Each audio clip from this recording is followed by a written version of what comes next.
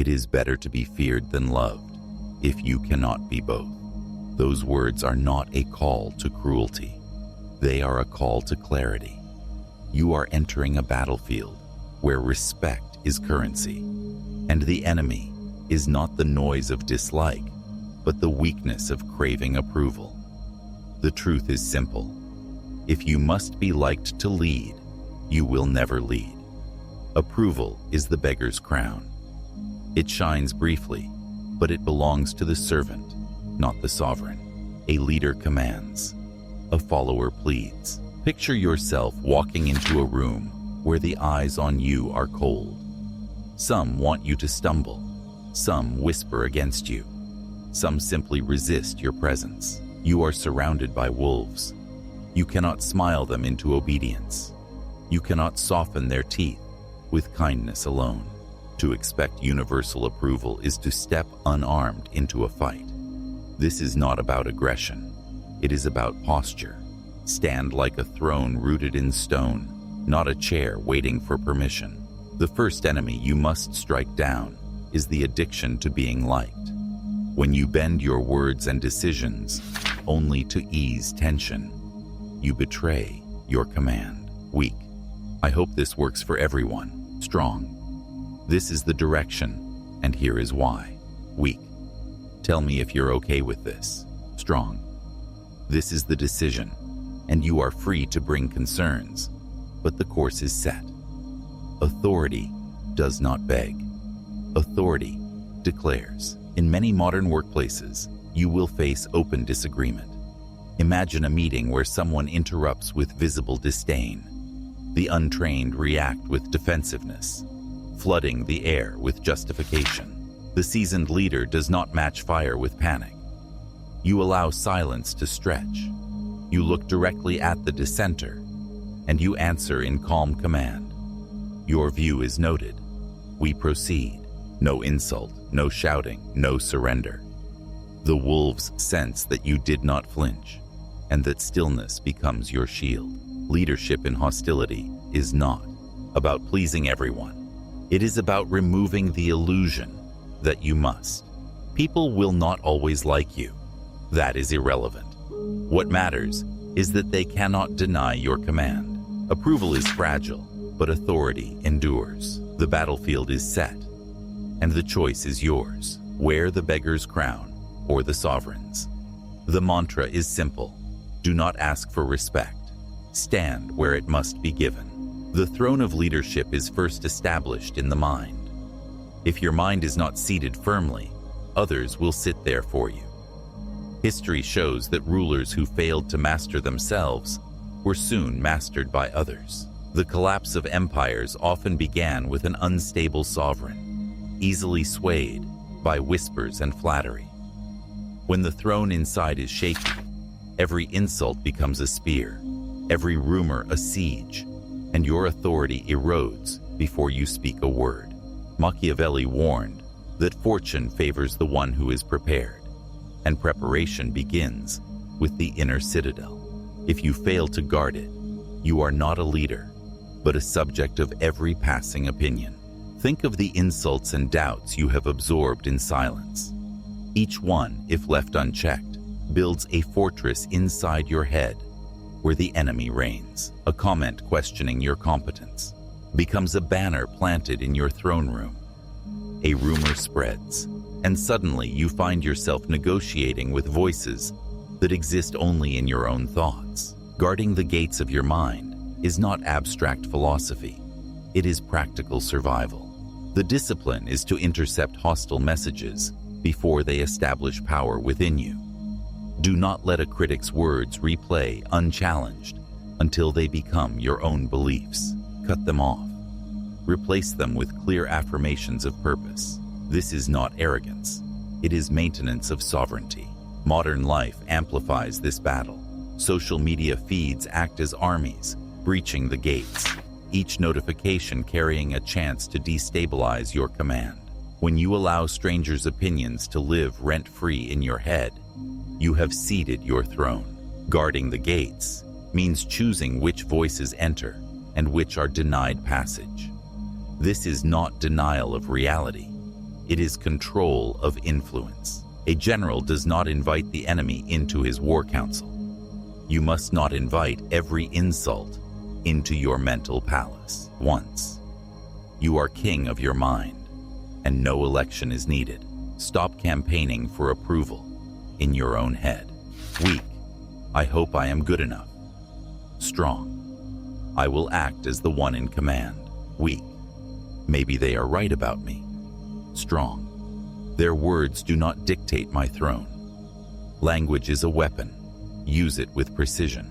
In practice, this means holding posture when challenged. Imagine a colleague saying with a smirk, "Are you sure you know what you're doing?" The unprepared collapse internally, doubting their seat. The prepared hold steady, breathe, and answer calmly, "Yes." And this is the path we take. Not defensive, not hostile, but sovereign. The throne is not shaken because the ruler does not rise to every provocation. The coronation of will is a decision, not a ceremony. No one hands you the crown. You must claim it in silence and defend it daily. Guard the gates of thought. Intercept the enemy before he plants flags inside you, and decide once and for all that your throne is not up for contest. Remember this: rule your mind, or it will rule you. It is better to be impetuous than cautious, for fortune is a woman, and it is necessary, if you wish to master her, to conquer her by force. Machiavelli understood what most forget. Hesitation loses battles before they begin. The first strike has always belonged to the one who moves, while others are still waking. Morning is not a neutral time. It is the battlefield's opening hour, and whoever seizes it establishes dominance. If you allow the day to attack you first, you are already retreating. If you strike first, you dictate the tempo, and the rest of the world adjusts to your rhythm. Think of generals who advanced before dawn, catching enemies in disarray. Their advantage was not numbers, but initiative. The same principle governs your daily life. When your alarm goes off and you delay, you surrender ground. When you wake and act with precision, you command. The early decision is not about the clock. It is about establishing momentum before opposition gathers. A leader who is awake in mind before others are awake in body already wins unseen battles. Your rituals are armor. The first hour of your day is not casual. It is preparation for psychological combat. If you begin with chaos, your defenses remain thin. If you begin with structure, you walk armored into conflict. Guard that first hour. Do not let your phone decide the tone of your mind. Do not let noise breach your fortress before you have placed your own guards. Ritual is not superstition. It is strategy. A steady morning practice, whether exercise, reading, reflection, or planning, shields you against the ambush of insult, pressure, and unexpected conflict. Enter your day armed, and others feel the weight of your preparation. Consider how language shapes this ritual. Weak. I hope I can get through today. Strong. I will dictate today's pace. Weak. Let me see what happens. Strong. Here is what I will make happen. The difference is not minor. It is sovereignty versus surrender. Your inner dialogue each morning either sharpens your sword or leaves it dull. Every sunrise is a coronation. Either chaos crowns you with distraction, or you crown yourself with discipline. Picture the throne room at dawn. You sit in command, or you leave it empty for others to occupy.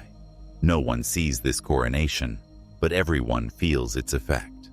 The colleague who questions you, the critic who doubts you, the crowd that resists you, they encounter not a scattered soldier, but a prepared commander.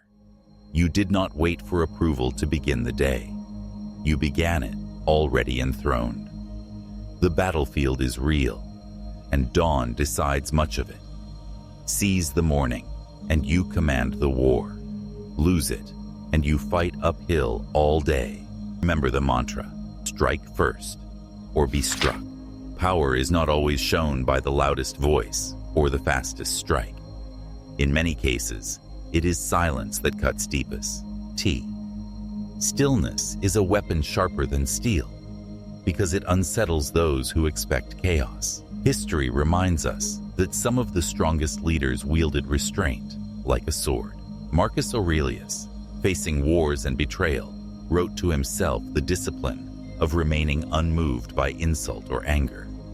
Machiavelli observed that those who could withhold reaction often held greater control because their enemies revealed themselves first. To pause, to wait, to stay unshaken is not inaction. It is strategy. In modern life, the same truth applies. Meetings, negotiations, even ordinary disagreements become arenas where noise is mistaken for power. The one who speaks last, the one who lets silence stretch, is often the one who commands. Picture a crowded conference table. One voice pushes hard, another interrupts. Pressure builds. You do not rush to compete with volume. You let them tire themselves, then deliver a clear sentence that reclaims the room. The pause before you speak creates weight. People lean in, waiting. The silence becomes your ally, not your enemy. Weak. I just want to add something quickly. Strong. Here is what matters. Weak. Sorry, but my view is strong. My position is this. The difference is authority born from stillness rather than apology. The silence before you speak forces others to measure your words more carefully. It is not arrogance. It is command. Predators know this principle by instinct. A lion does not chase every movement in the grass. It crouches, invisible, patient. The stillness builds pressure until the strike is inevitable. That same patience belongs to you when faced with hostility. Do not react to every jab or whisper. Let stillness tighten the air around your adversary. They expect panic or defensiveness. Instead, they meet calmly. That calm makes them reveal their weakness before you reveal your strength. Imagine a colleague making a sharp remark in front of others.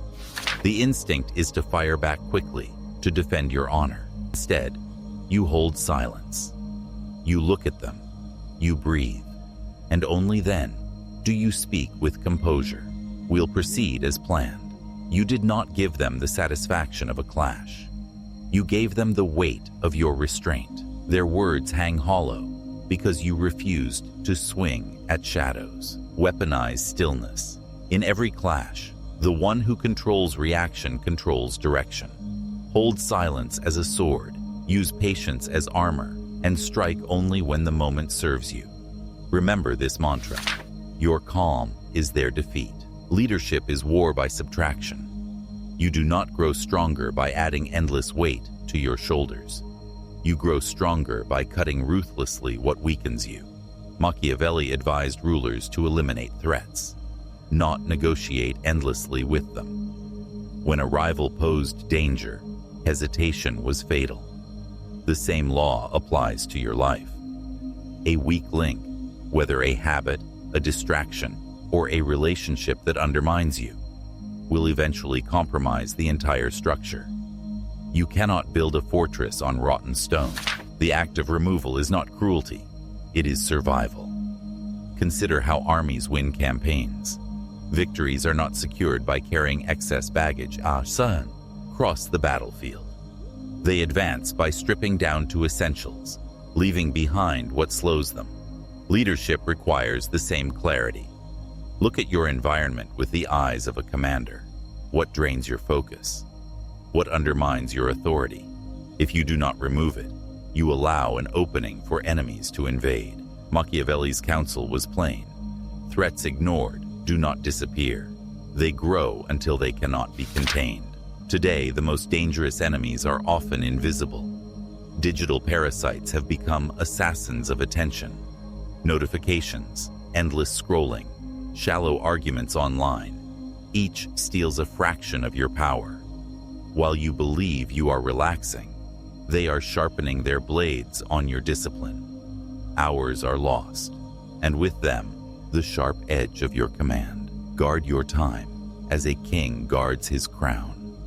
Remove apps, silence alerts, and refuse to let your focus bleed into the void.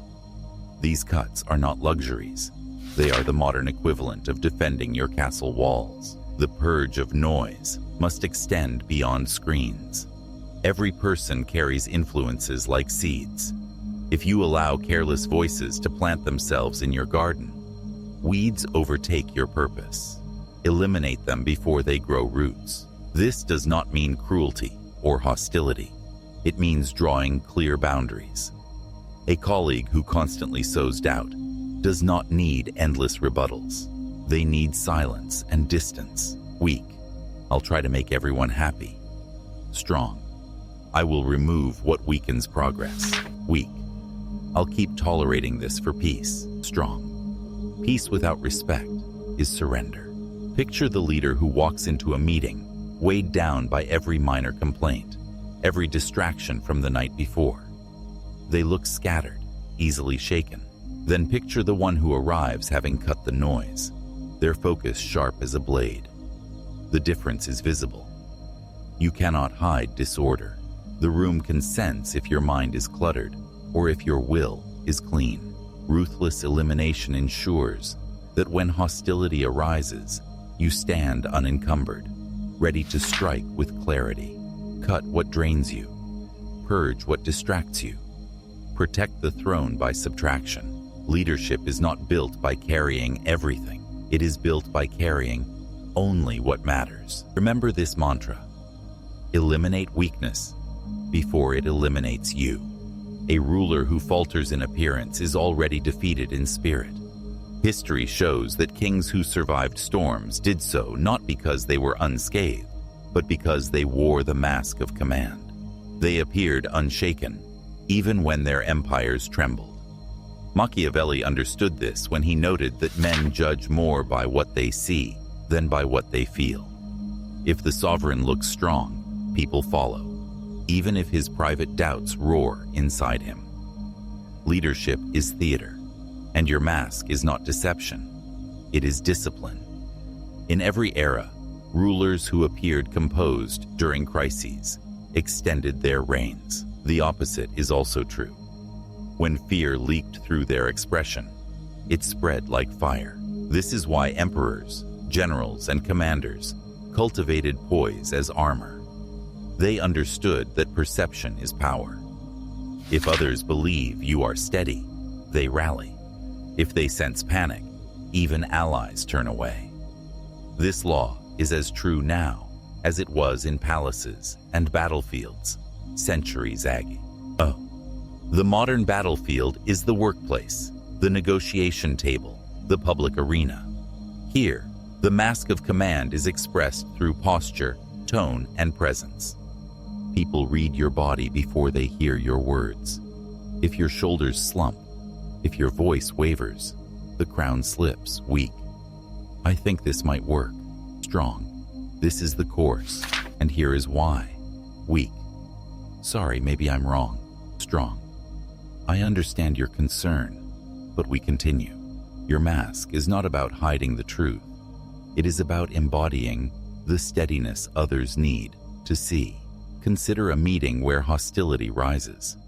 A colleague challenges you sharply, hoping to expose weakness. The inexperienced rush into defensive chatter, their tone cracking under pressure. The prepared leader holds still, breathes, and answers in a level voice. We've heard your view. We proceed. No aggression, no apology. The mask remains in place. The wolves see the crown, not the wound. That single moment signals to the room that authority is intact. This mask is not pretense. It is command of self. Even if you feel doubt, you do not broadcast it recklessly. You rule your face, your voice, your bearing. The actor king does not bleed before the crowd. He may bleed in silence, but to the world he shows the crown. This is not about lying. It is about prioritizing leadership over raw impulse. If you let every flicker of fear show, you invite others to wield it against you.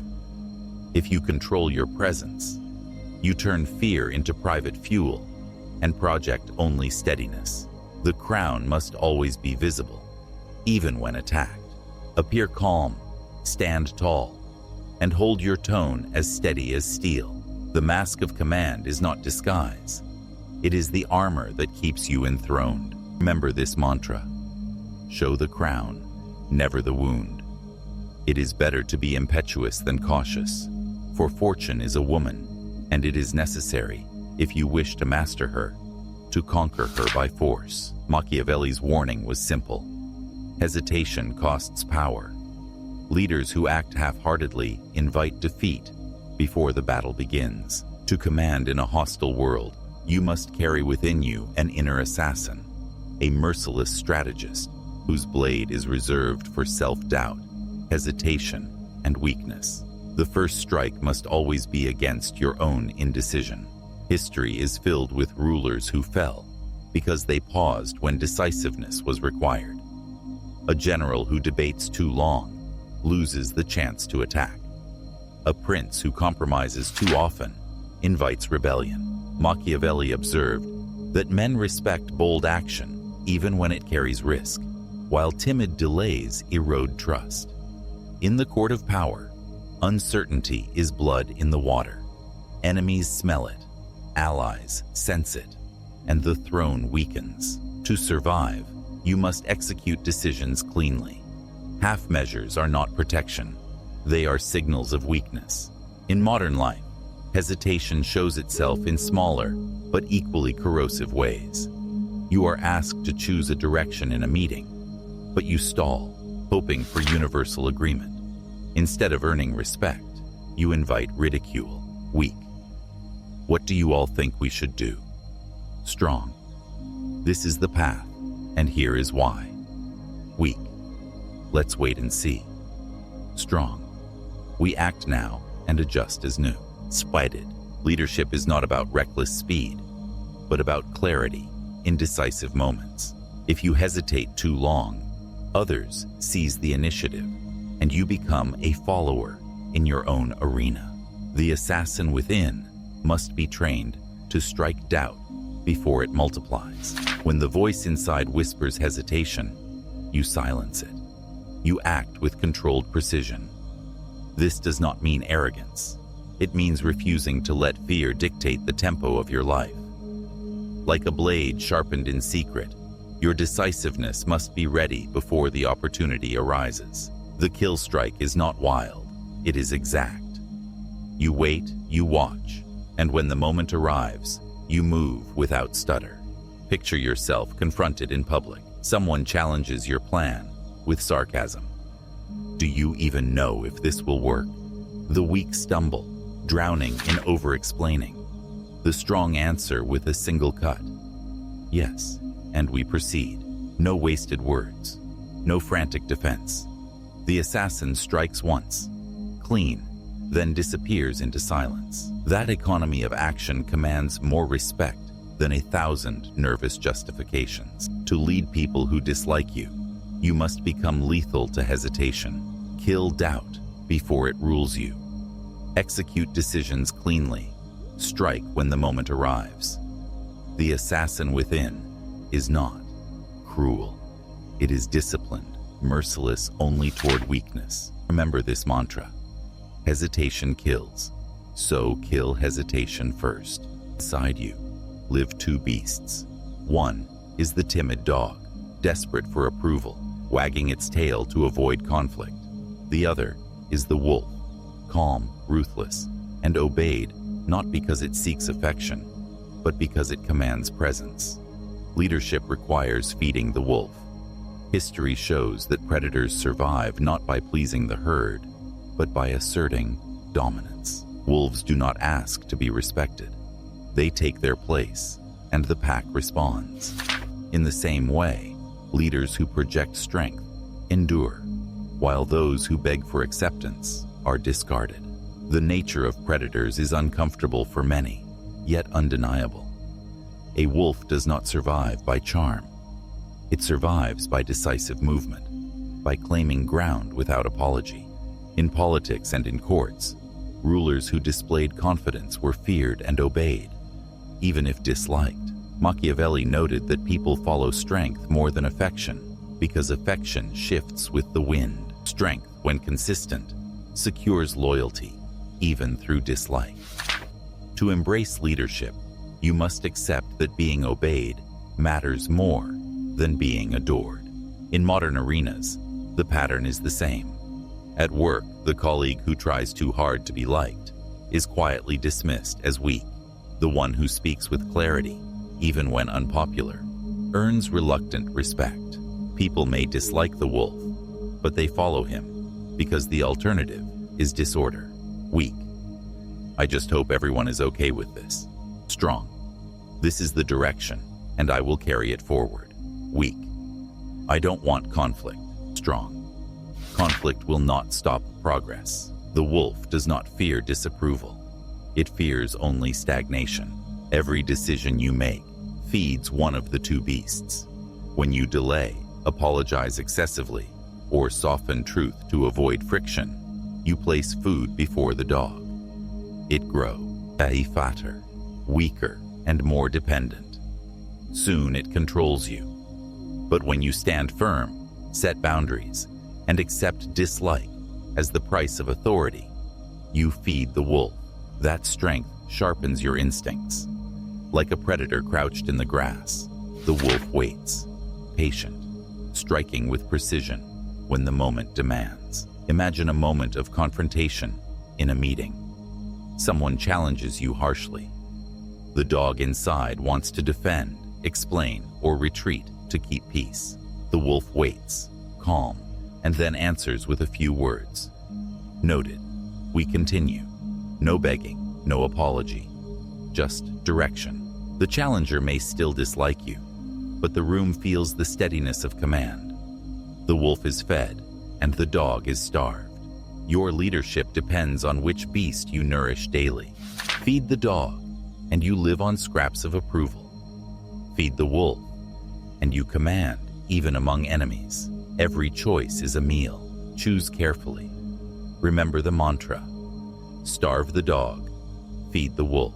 Life is a chessboard, and every person you deal with is a piece on it. Some advance boldly, others move in quiet diagonals, and a few protect their position with subtle power. Machiavelli understood that leadership is not reaction, but foresight. Strategy requires knowing which pieces you can afford to sacrifice, and which you must defend at all costs. In politics and in war, rulers who guarded their thrones understood the necessity of sacrificing pawns to preserve the king. A pawn may represent a convenience, a short-term comfort, or even a relationship that serves no lasting purpose. To cling to everything equally is to lose the board. You must see the game beyond the current move. In modern life, this principle applies everywhere. At work, you may face rivals who play loudly, moving their pieces in ways designed to force reaction. The strong leader does not scramble with every shift. Instead, you anticipate 3 moves ahead. If you know that criticism today is meant to undermine you in tomorrow's meeting, you prepare now.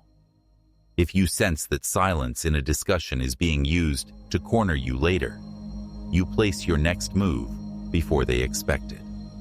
Weak. Let's just see what happens. Strong.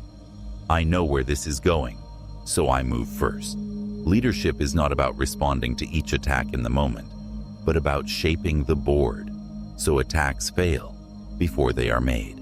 Every interaction is part of this invisible game, whether you acknowledge it or not.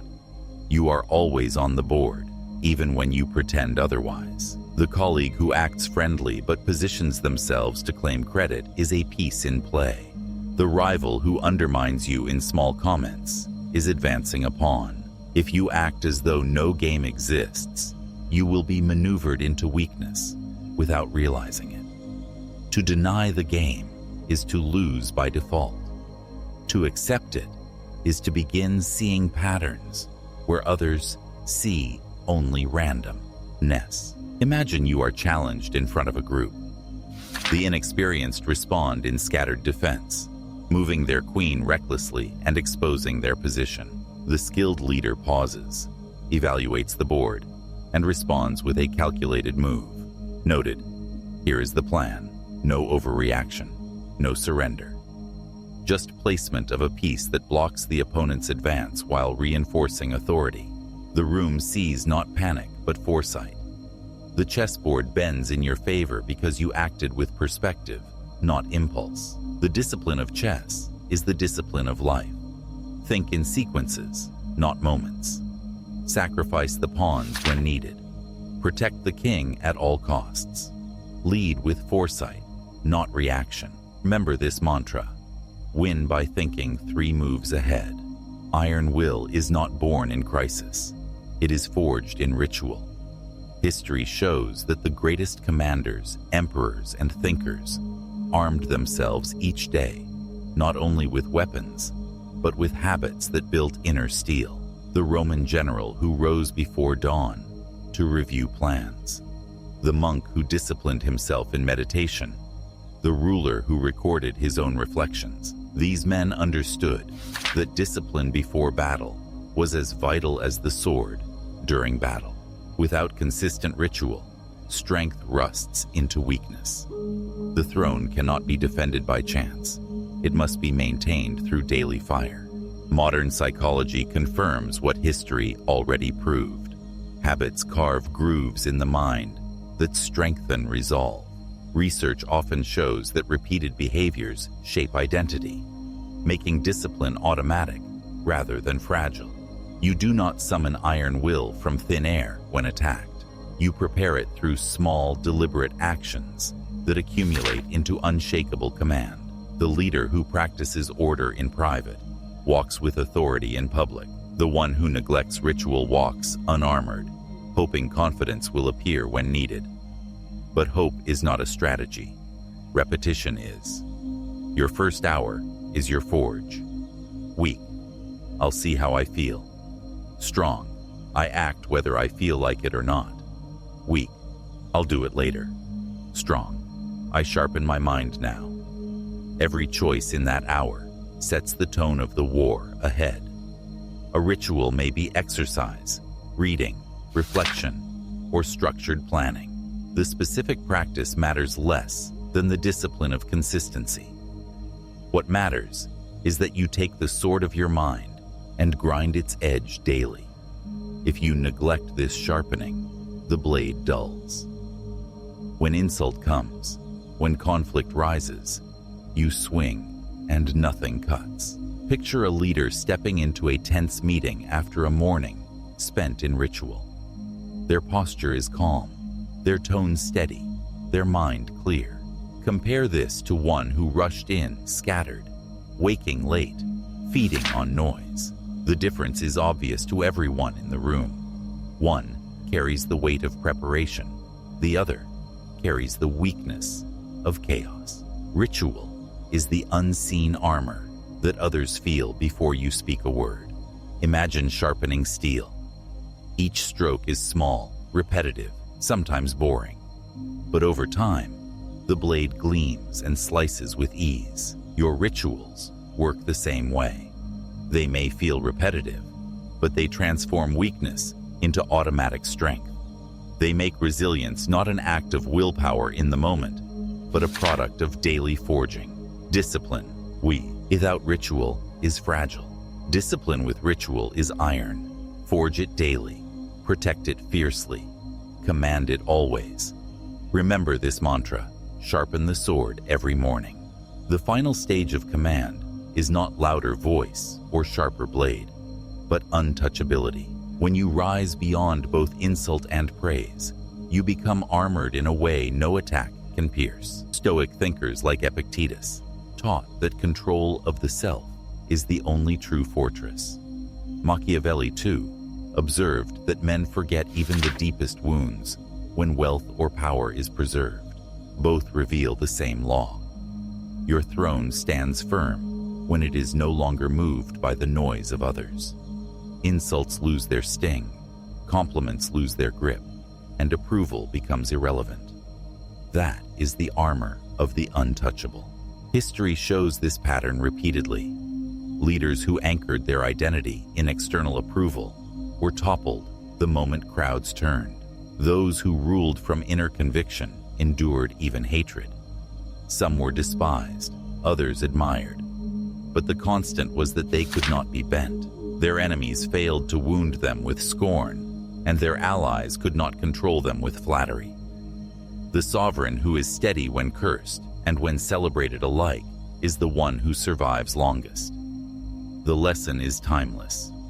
What moves you controls you, so remain unmoved. In modern life, the same truth applies. The strongest leaders in business, politics, or art are often polarizing. Some hate them, others praise them, but neither camp controls them. They are criticized for decisions, yet continue forward. They are applauded, but do not lose themselves in the applause. Weak. I hope they like me. Strong. I will act with clarity whether they like me or not. Weak. Their praise proves me right. Strong.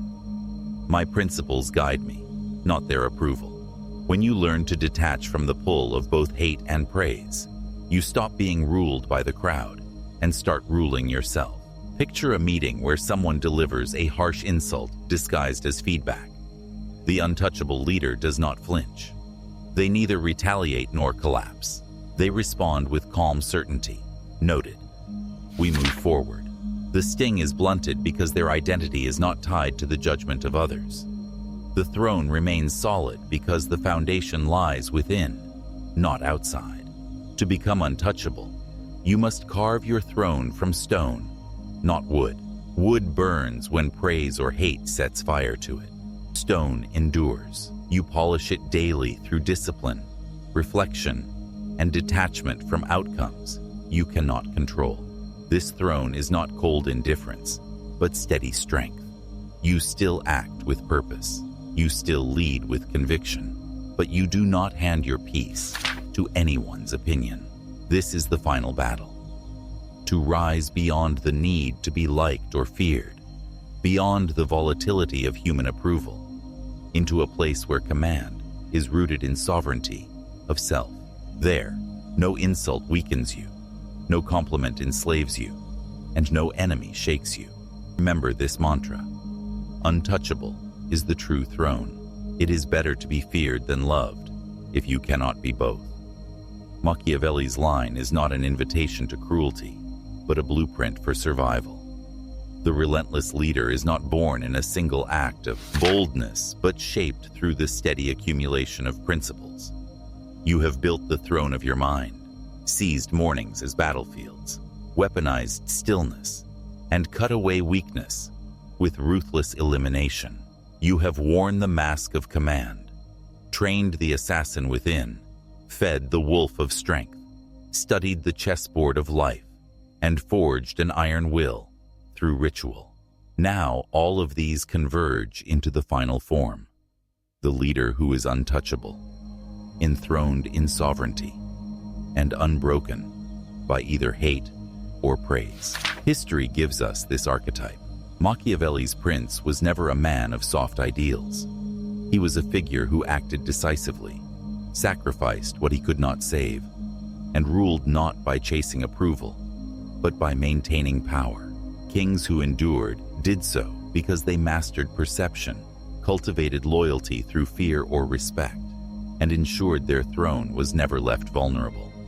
Their greatness was not in kindness alone, but in control of themselves, their enemies, and their environment. The lesson remains: to lead in a hostile world, you must embody steadiness that no storm can move.